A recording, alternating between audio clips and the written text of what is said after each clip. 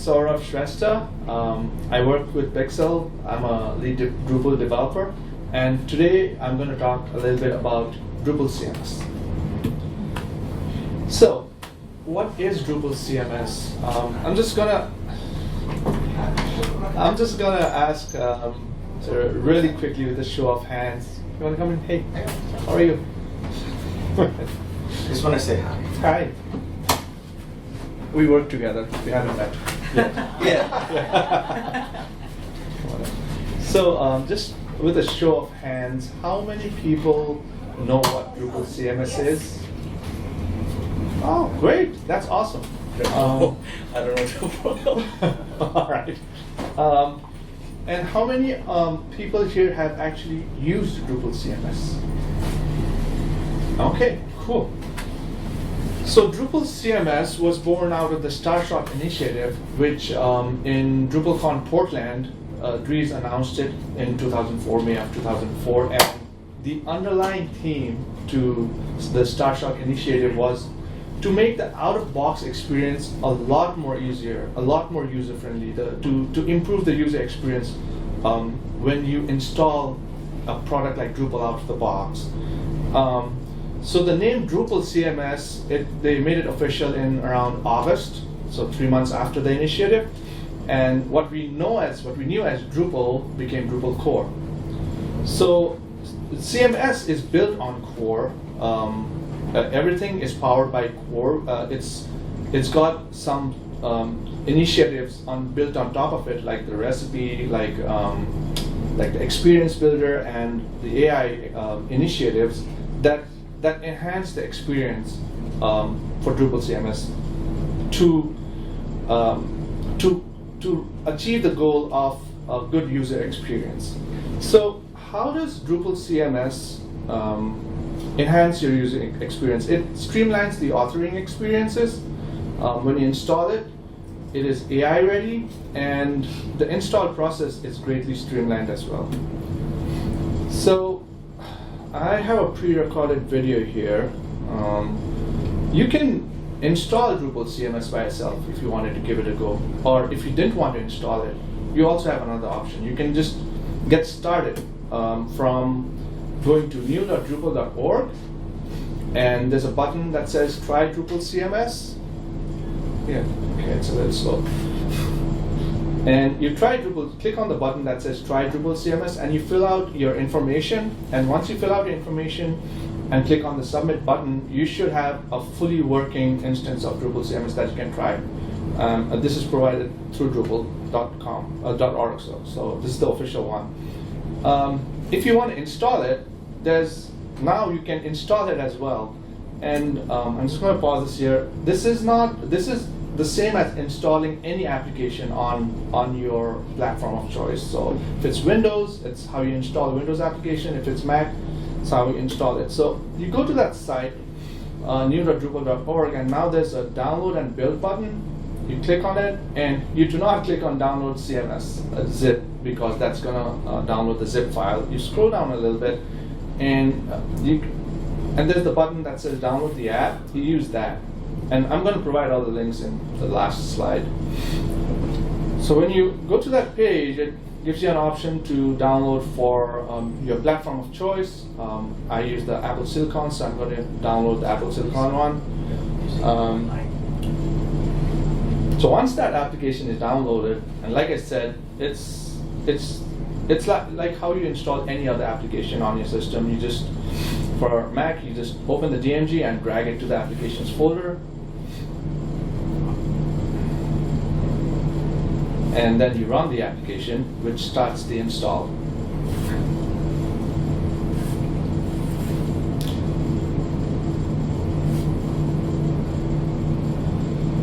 It's called launch Drupal CMS. But yeah, once you're done with that, once you launch Drupal CMS, it will download Drupal CMS and it's going to install it for you. And I've sped this up a bit because it takes more than a minute. So once it's installed, you have a fully working copy of Drupal CMS on your local. I don't remember it ever being this easy to install Drupal on your site before. If you're not a developer, you'd have to Drupal segment. Yeah, you have to install your own toolkit, your Vagrant, or Docker, or whatever, XAMPP. But this is much more streamlined, so so more people can install and try it. And when you start the CMS, you get the option of pre-configured recipes. So I will get to what recipes are in a bit, but these are option of what recipes you can apply when you get started. You don't have to click any of them, or you could click all of them, but you can also apply it at a later point. So in my demo, I'm just going to click on events and profiles and click on next so that we can get started. And give it a name, your login information,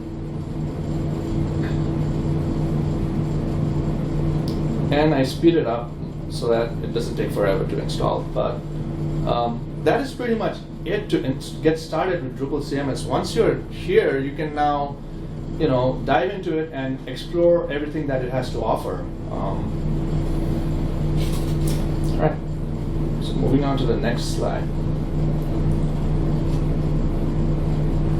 All right, so the goal of my session is to explore what's new with Drupal CMS, to explore some of the products of the initiatives that come with Drupal CMS, like the experience builder, the recipes, AI modules.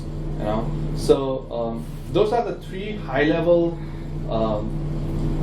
features that I will be focusing on for this presentation. So the brand new experience builder is a visual tool. It lets you use drag and drop to create your content, and it promotes reusability. So you have components that you can reuse across a variety of pages. And that also helps speed up development. It also has a live preview so that you can see whatever changes you make in real time, along with configuring those changes and seeing those changes show up in real time as well. So this is the UI of the experience builder. You have a hierarchy of layers there. Those relate to the components that are on the page on the live preview.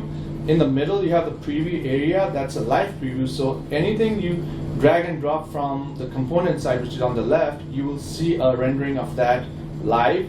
And when you click on any area, whether in the layout section or on the preview area, you see this third setting drawer pop up on the right of the screen that shows you configuration options that depends on what component you click. So if you click on an image, it'll show you a configuration related to image settings. If you click on a text, it shows you configuration that you can change for text and so forth.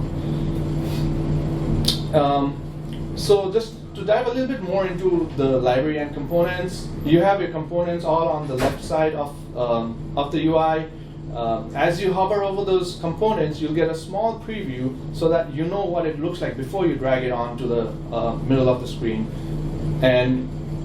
And whatever's on the screen in the live preview area, you can see it on the layers. It's a tab on that panel between the layers and the library. And when you switch, you see what's on the page over there. And as you see, certain components are nested within each other. That's just the way it is. You'll get to see it in the next demo as well. And very interesting part of the experience builder is patterns. So when you're building something on the page on the experience builder, and say you need to reuse that across pages, instead of rebuilding that on the page, you just save that entire set of components as a pattern, and you can just pull that pattern into a new page. So experience builder on the back end, it's dictated by single directory components. This is something that was introduced from Drupal 10.3 onwards. It just means that everything about a component is contained within a single directory. It makes it way more easier to manage these things. And it's important to understand, because when you see a component on the experience builder and you want to ask a developer to change something about a component, you know that the changes will be relegated just to that component because it's in that folder. So in this, you can see that it's a card component and it has some images. It has its own CSS and twig file. And inside the single directory components is where you would define what sort of configuration that component will pop up when you click on it as well. That's the preview for the experience builder. There are actually two previews in it. One is the live one that you see when you're using the tool. It's the live preview. And then one is then when you click on that preview button, you will see an actual preview that lets you interact with the page as if it was published. So as you can see, you have very easy options of switching between a mobile view or a tablet view or a full desktop view to get a preview sense of what your content is going to look like across different aspect ratios. I'm going to show a demonstration of Experience Builder, but I would encourage you to try it on your own. I know I said you can install it on DrupalCMS, but as of right now, a lot of things are in flight, and Experience Builder, to enable it on CMS, there's a couple more steps. So the most straightforward way that I found is to use this offering by Drupal Forge. And Drupal Forge, among other things, they provide you a working installation of Experience Builder that you can just use out of the box. You can scan that QR code, which takes you to that site, and fill out the math question, and it'll let you continue. So I'm going to show you a really quick demo of the Experience Builder. Can you go back real quick? Yeah, sure.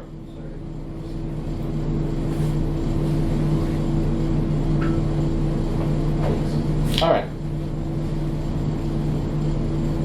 Okay, so yeah, here I am, and let me know if I need to stop the video, because some of the parts I've 2-timed it or even 4-timed it, so it might go by really fast. But yeah, I get started, I launch it, and it gives me a URL, and directly I create my account, and it drops me directly into the Experience Builder. That's the homepage for it, for that link. So as you can see, there are the three components, the three sections that I was talking about: the layers, the preview, and the settings. And on the layers on the left, as I go through the various components, it highlights them on the live preview so that you know which component you're dealing with. And when you click on each component, the settings drawer changes its settings. So you can change, the text on the buttons. You can change the link right there, and the preview shows up as soon as you make the change. There's a small delay, and you can also change things like how it looks, provided it's given in the components directory, configuration. That right there is a menu that's called a dynamic component, and it shows a deeper integration with Drupal core menu, but I'll get to that in a bit.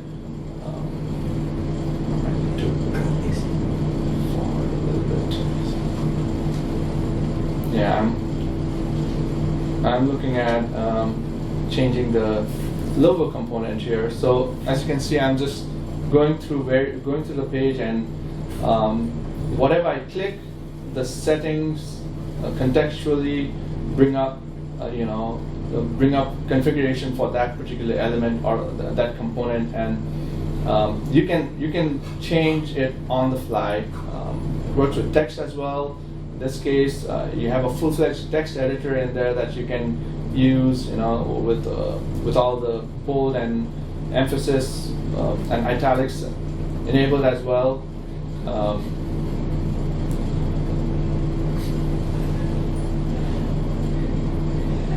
Okay, and this is just the card component that we saw, the SC single directory component in the previous slide, and that's how it looks, and these are the configurations that are available for it. I just want to say here that for the purpose of this demo, I wanted to reuse this flexible by design component in another page, and what I'm going to do next is I'm going to create a pattern which allows me to save this entire thing. It saves the content, it saves the configuration, it saves the hierarchy of that component in that layout section, and it lets me replicate that on as many pages as I want. It's basically sort of like a copy paste. So I name the component, the pattern.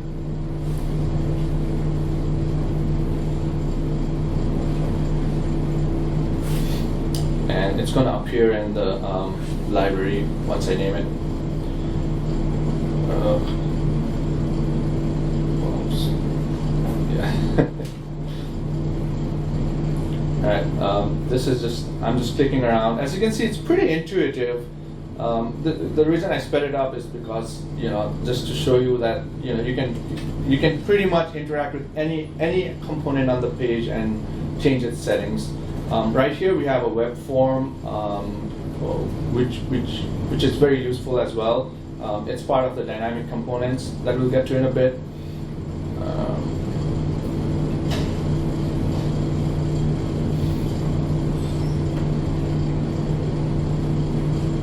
Alright, so this was what I was talking about when I said, like, when you hover over the components on the sidebar, you get like a small preview so that you see what it's going to look like before you render it onto the page.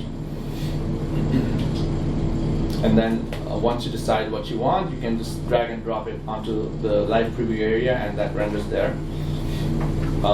If you wanted, you could also create a component right here within Experience Builder. You need to know a bit of JavaScript and some CSS, HTML, but that's an option as well.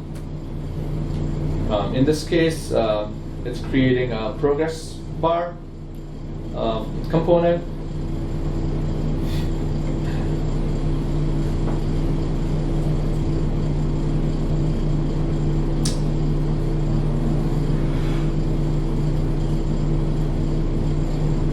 So here's the dynamic components section, and this is things that Drupal core provides, like views blocks, just normal blocks, fixed blocks.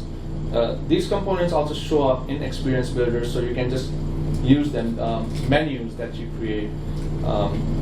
So they're all available as well.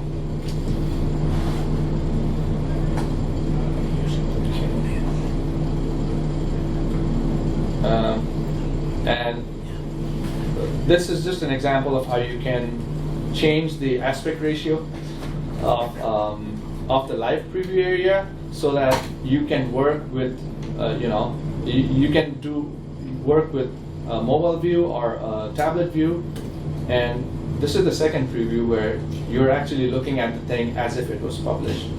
And here you can change the aspect ratio as well using the tabs at the top of the page.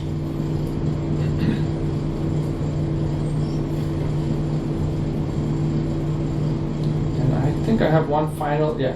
So in this one, if you look at that drop down in the center top, that's how you would create a new page in Experience Builder. Once you create a new page, you give it a title, you give it a URL, and that's it. That's a new page. You build it right there. It's very straightforward. For me, I'm going to demonstrate creating a new page and reusing that pattern that I saved from the last page.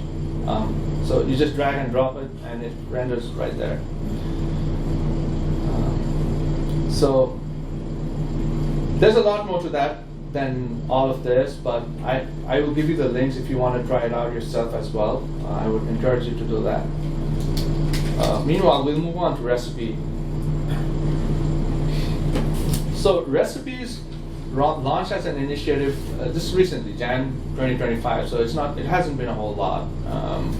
Basically, what recipes aim to do is it tries to capture knowledge and then have it applied multiple times on other sites. So the recipes, they're predefined. They capture configuration and content, and you can apply them as many times as you want.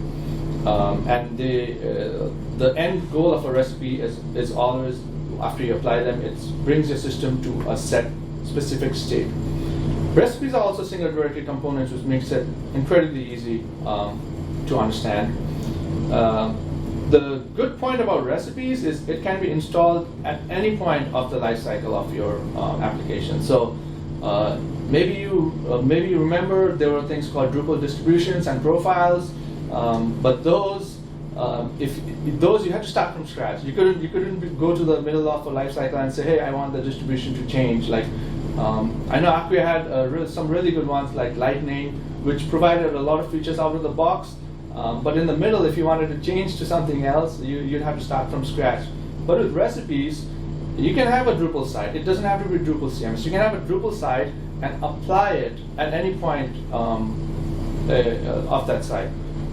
There is a caveat, though, in my opinion, and that caveat is that once you apply it, you cannot unapply a recipe. You'd have to save a snapshot of the database, and hopefully you apply it on your local first to make sure you really want it. And if you don't want it, you need to revert the database. And I think that makes sense because recipes use something that we'll get to called config actions that change the configuration of other config entities. So it doesn't save the state, which is why you can't unapply. But that's something to keep in mind when you're working with recipes. This is the single directory component. That a recipe that I just mentioned. It contains configuration, it contains content, and even text, which is a good. It's optional, but it's a good practice. And there's a composer.json that has, some of the recipes, as you'll see in the next slide, they require installing additional modules, and those modules. Composer entries are in that composer.json. And finally, the recipe.yaml file, which you're going to look at next. So it's just a YAML file. It's very legible. That's the advantage of having a YAML file. You can, before you apply it, you can look through it, and name type description are pretty standard. The one that I would point out is recipes. That means when you apply this recipe, it applies that particular one, Drupal CMS page, before it applies this one. So that's a dependency on another recipe. You can build dependencies.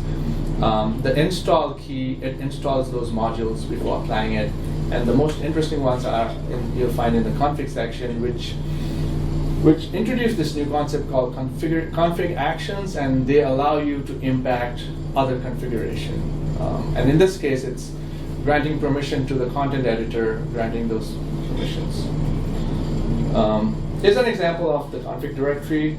The good thing about recipe is it builds on top of Drupal CMS. On Drupal core, and this is the configuration management of Drupal core, which has been tried and tested. So it builds on top of that. And here's config actions, which is the new thing. Like I said, mentioned earlier, it's a way of altering the configuration. Right now, there's like 43 config action. In this screenshot, the config action would be grant permission. That's the action that it's changing. You could remove permissions as well, and these 43 config actions apply universally to any config entities. So recipes can be applied universally. That's just an example of content that's bundled with a recipe. Previously, when you exported configuration, you wouldn't be able to export content. Usually configuration flows out from local, dev, test, prod, and content flows down from prod down. But now, with recipes, you don't have to use another config module to export your content. You can just store your content right there in the single directory component, and when you apply the recipe, your content gets staged in there as well. I think this will unlock workflows that that maybe the creators of recipes were not fully intending. Like, we could use recipes as a way to deploy things, because it's so convenient. You can wrap up all the content config and config actions in one component. Like, you can treat it as a module, and you can do that. So let's see. It's still pretty new. It's still in flight. So there are two phases to the initiative, and we've just completed phase 1, which means you can apply recipes to the command line and experimentally through the UI. Phase 2 is still being worked on. So it's all of these initiatives are still in flight, but we're just kind of getting a sneak peek at what they do. And finally, the inescapable AI.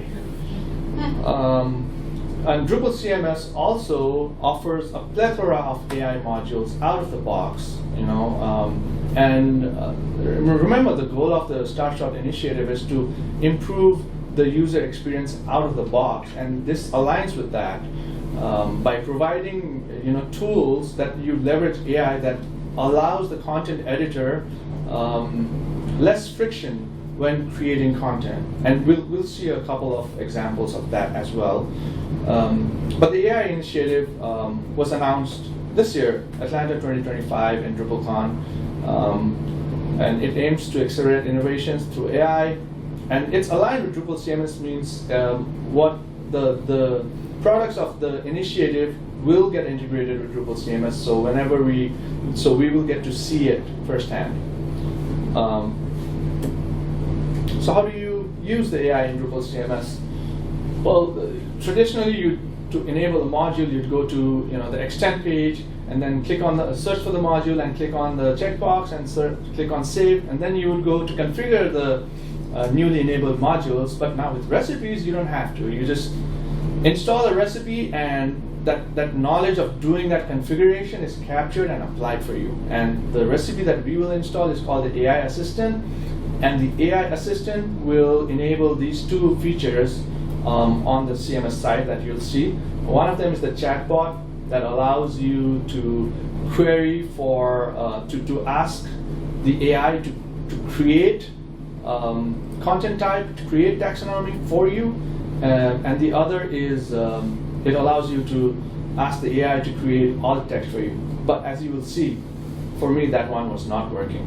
But it's all in flight. All right, so that's on my local yet. So yeah, you traditionally go search for AI, and as you can see, just out of the box, I was shocked that there's so many AI-related modules there, and you can sit down and go through all of them on your whenever you have time. But there's a lot of them. But traditionally, you just enable them on the checkbox and then click on install, and when they install, you would configure them. But with Drupal CMS, and this particular thing is experimental at this point, because I told you recipe is still in phase 1. Phase 2 is when they'll let you install it through the UI. But if you enable that experimental thing and experimental feature in Project Browser, you can use recipes through the UI, basically. So that tab that says recommended, it shows you a list of recipes that you can install on the site. And as you can see, there's a one called AI Assistant. That's the second one. We're going to be installing that. And when we install AI Assistant, the only thing that we need to provide it is a API key for the AI service that you're going to use. Right now, the big ones are Claude, Anthropic Claude, I believe, and ChatGPT, OpenAI ChatGPT. So I use the latter. So I click on install. It asks me for the API key, and it also has a link for you to go get it from OpenAI, which I created. And then I insert it there, and once I install it, I fast forward it a little bit, but it does this install process, and you're done. And the thing, I'm going to go back to recipe just for a second. The thing with recipe is you can reapply it as well. So if the person who maintains the recipe has updates to it, and your system has the older version, you can just reapply it and put in the updates. So, all right. And there are a bunch of other recipes. The reason it's experimental is I think there's more recipes than that, but it's for some reason not pulling everything in. I will share a link to the cookbook as well at the end of the slide. Okay, so what happened? We applied the recipe. What changed? let's go to the home page. Yeah, let's go to the home page. It's still the same old. With the chatbot, what you need to realize is the chatbot only shows up in the admin pages. So it's not going to show up in the home page. But the minute you go into an admin page, right now, and you see on the lower right, you see the Drupal agent chatbot. You can now talk to the AI through that. So what I did is when you're using the chatbot, you have to be cognizant of the prompt that you enter. You can tell it something, it may not interpret it correctly. So there's some level of experimentation needed. Or what I did is on the Drupal AI initiative page, they have a sample phrase. I know that works, so I pasted that in. And what that phrase, what that prompt says is, I want to create a new section of a site that lists different types of wines. Create a wine content type with the following fields. Have them use this taxonomy and populate that taxonomy with popular wine regions. Tall order. Let's see what it does. And so it's going to think for a bit, and it's going to say, okay, I figured it out. This is what we need to do, right? And if the agent thinks that it has the capability to create those things for you, it's going to give you that option. It's going to say, all right, do you want me to proceed with this setup? Sure.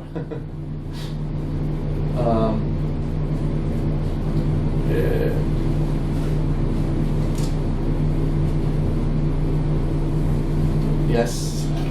Yeah, okay. So, yeah, as you see, it delegates that task to this. There's other agents involved here, the content type agent, the taxonomy agent.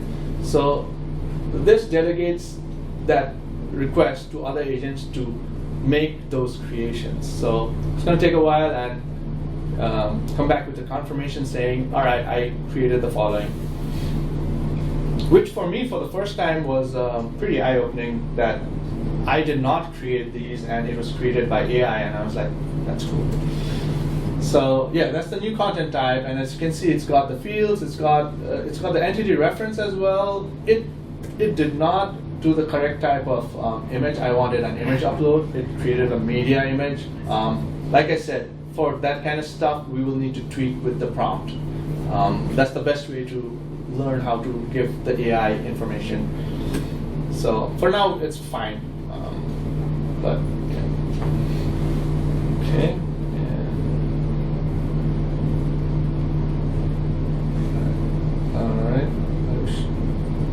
Yeah, and so it created a taxonomy, and you list it. It gives you a term. It populates it with some of them. All right, time to create a content of the content type that I just asked it to create. One thing you'll notice is in a couple of seconds below the description, you'll notice another field pop up magically. That's me. I thought I'd add one more field to it, and I used the agent, but I did not record it. So you can ask the agent to add on fields as well, and that's the food pairings. Okay, so let's fast forward a little bit, and I'm just going to fill that, some review, and create a wine, and have a reference to an image. That's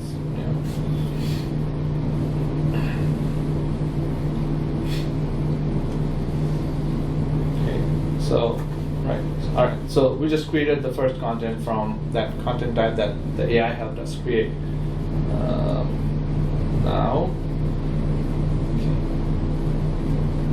Now we're going to take a look at something that the AI assistant recipe enabled, and it has worked for a lot of people, but for my demonstration it didn't. I will still show how you do that anyways. Basically, when you go to an image, you'll see a button that asks if you want to generate, the alt text, which is a very, very useful service, but unfortunately it doesn't work right now. Maybe it's a problem with the OpenAI that I was using. So, right. But if it worked, that's how you do it. Maybe it might work with another provider. I actually know my coworker John made it work with a local LLM, so it does work, but not with OpenAI for some reason. Yeah. Also, you can ask the agent various questions like how do I do certain things in Drupal, Drupal specific questions. You can ask it on ChatGPT, I mean on Google as well, or on ChatGPT, but this is built into your application, and with the added benefits that if the agents think it can do it for you, it will ask you if it can execute that. So, how do I add a new taxonomy vocabulary? It tells me how I do that. How do I create a new view mode for a wine content type? It asks me, and it also asked me if I would like to do that. I did not. Okay, so between that, what I also did is I enabled a second language, Spanish, and we're going to take a look at how to translate content just using AI services as well. So it's as simple as clicking on translate and then clicking on that link, and the information gets sent to the LLM and it translates it and it gets saved as a new language. Okay.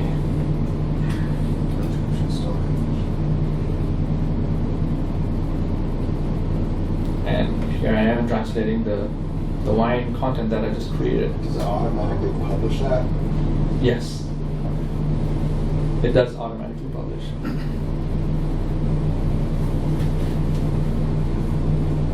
All right, now we're going to look at generative text in the CK editor.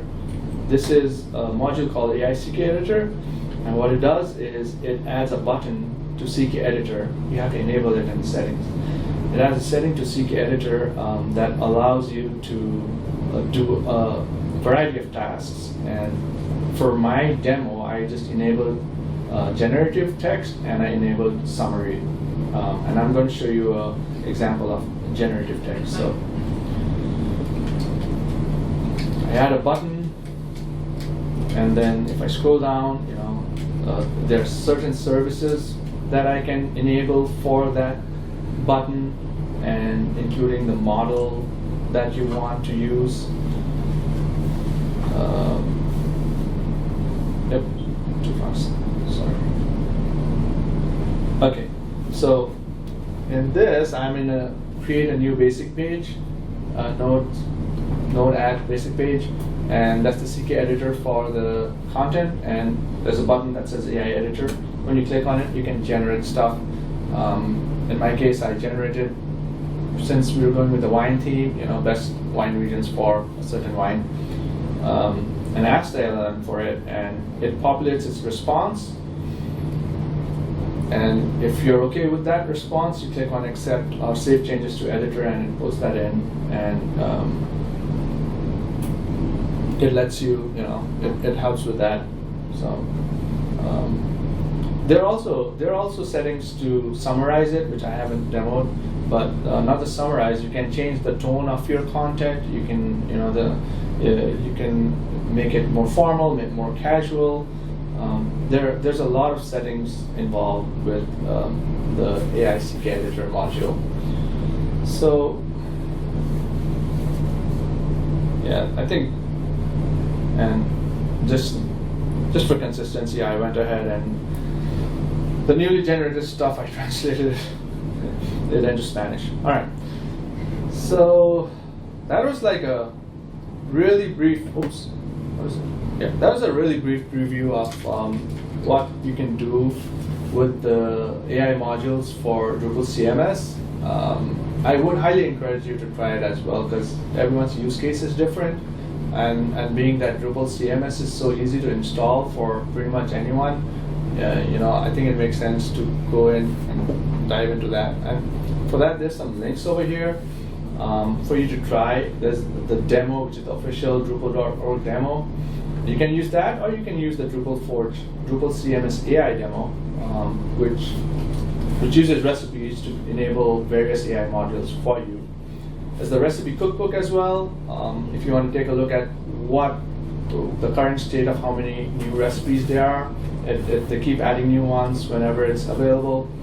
And take a look at the previous initiatives. It's very interesting. For me, it was very interesting that as I scroll down the list of initiatives, I saw like most of the things that we see in main Drupal core started off as initiatives. You know, they started off and the community worked towards that, and at some point it got stable enough to be included. So that was pretty enlightening to go through as well. And finally, my LinkedIn is out there as well. If you'd like to add me, please do. Again, I'm Zaurav Shrestha and I work with Pixel. And one last request is if you could give me feedback on my session, on my talk, I would really appreciate it. Hopefully you got a sneak peek of what Drupal CMS brings to the table, all the new capabilities. We talked about Experience Builder, we talked about what recipes are and the advantages, and then we finished with AI offerings that greatly enhance the editorial experiences. I would like to end by saying that while these were demoed as part of Drupal CMS, they don't have to be. If you like a particular thing, that's the power of Drupal CMS, is it lets you try it out, and if you like a particular thing, you can a la carte it to your to Drupal as well, to Drupal core. So yeah, so let's move on to if you have any questions for me. Yes. So the Experience Builder, is that stored like a blob? How is that data stored? That's a great question. Can you repeat the question, please? So sorry, the question is, the Experience Builder, is it stored as a blob? And I'm not sure if it's stored as a blob or it would be a database table. I'd have to take a look at the back end. But that's a great question. So I was thinking about the whole exporting concept you were talking about as well. The exporting? And, yeah, if Yeah. it's not fieldable, Yeah. then is that just all? So it would not be a blob then, if you would export it. Is that what you mean? Yeah, is it just like one big thing? Yeah.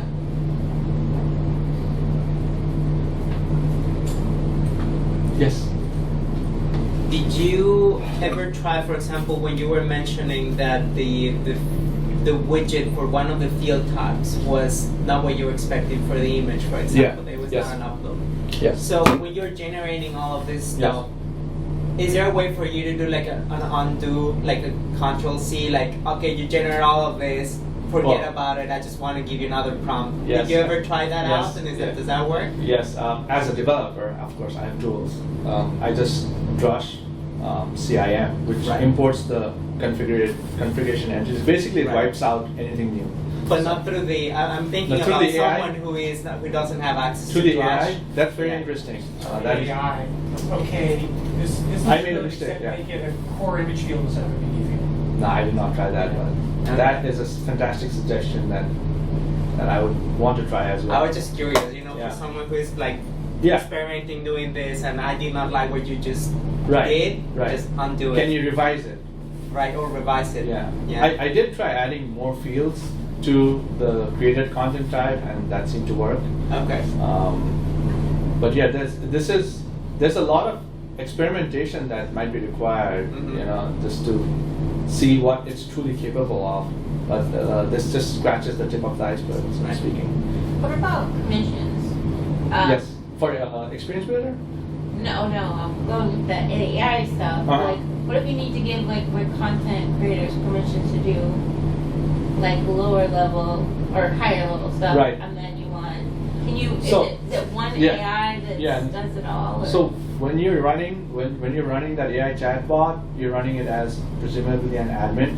So when you create those content types, the Drupal will create the related permissions with those content types, but you would probably have to assign it manually for the other content type, for the other user roles.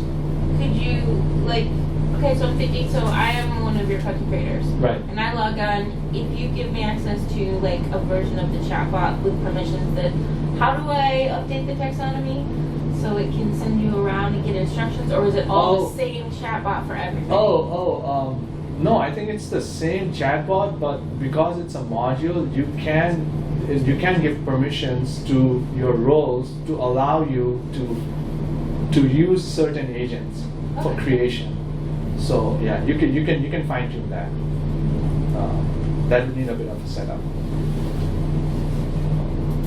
Yes.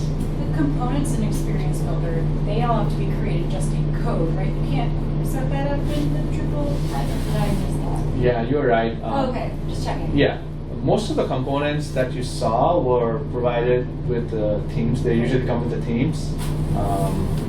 There is an instance that I showed where you could create it, but you'd have to use JavaScript for that. It'd be interesting if you had like a component builder that was completely WYSIWYG. I mean, could there be some sort of separate like, extension that helps, that has like a UI to create single directed components? And I'm just sort of, I'm sure there could be. I'm not aware of it. That's But a new AI agent come. yeah, you said that's the new AI agent tax. But well, if you don't have any more questions, thank you for coming to my session. It's the end of the GovCon. Wish you all a great weekend. Thank you.